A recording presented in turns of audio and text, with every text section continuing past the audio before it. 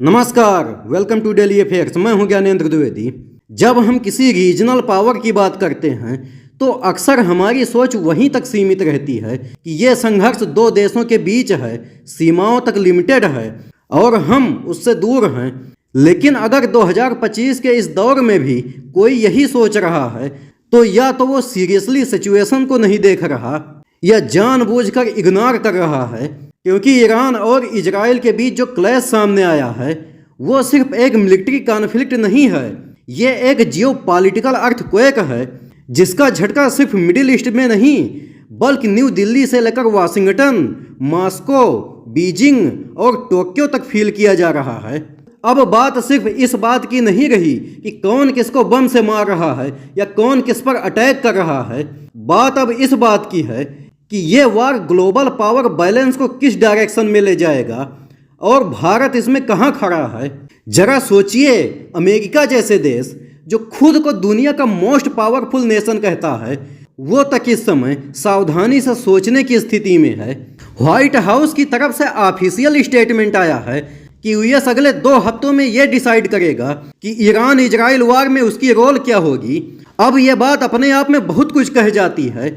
यह एक super power की स्ट्रेटेजिक डिलेमा है, क्योंकि एक तरफ इजराइल उसका हिस्टोरिकल और मिलिट्री एलाय है तो दूसरी तरफ अगर यूएस खुलकर सामने आता है तो वो पूरे सिया एक्सिस की आंखों में आग बन जाएगा। Iran, Iraq, Syria, Lebanon, Yemen तक में अमेरिकन इंस्टॉलेशंस टारगेट्स बन जाएंगे।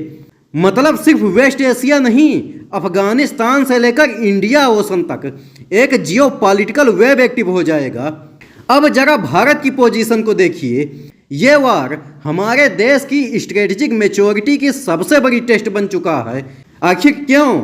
क्योंकि इंडिया ने अभी कुछ महीने पहले ही ईरान के चाबहार पोर्ट में लगभग $550 मिलियन का एक स्ट्रेटेजिक इन्वेस्टमेंट किया है। चाबहार सिर्फ एक पोर्ट नहीं है, ये भारत की अफगानिस्तान और सेंट्रल एशिया तक एक्सेस का इकलौता अल्टरनेटिव रूट है। पाकिस्तान को बाईपास करके इंडिया को सेंट्रल एशिया से कनेक्ट करने वाला इकलौता रास्ता। लेकिन अब वही चाबहार इजराइल और ईरान के बीच इस बॉइलिंग वार के बिल्कुल पास लोकेटेड है।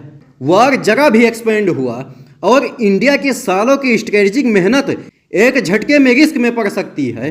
और ये सिर्फ गवर्नमेंट लेवल की बात नहीं है, भारत के कारपोरेट सेक्टर ने भी अरब के देशों ने बिलियंस ऑफ डॉलर्स इन्वेस्ट कर रखे हैं।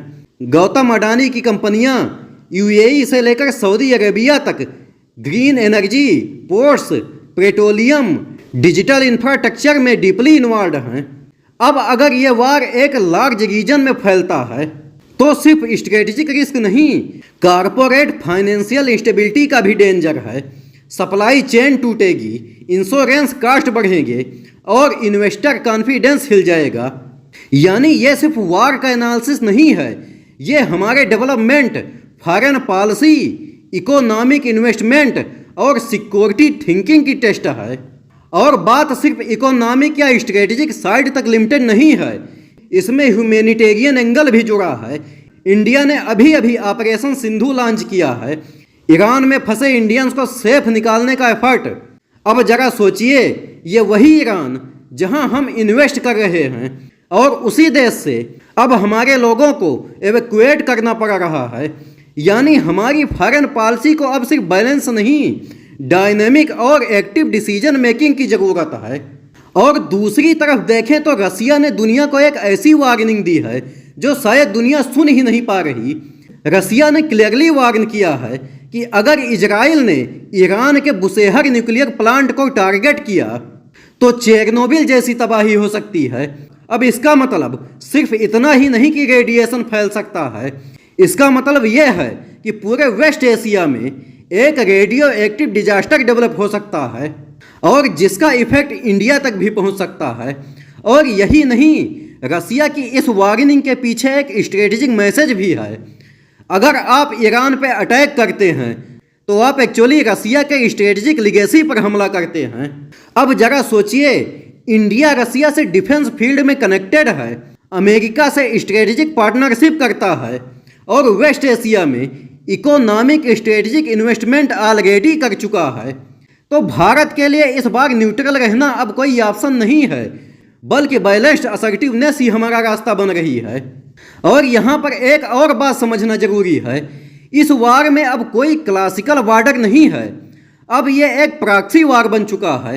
Houthi rebels, Hezbollah, Iraqi militias, Syrian government, Iranian revolutionary guards और इसके पीछे America, Russia, Israel, China all at once.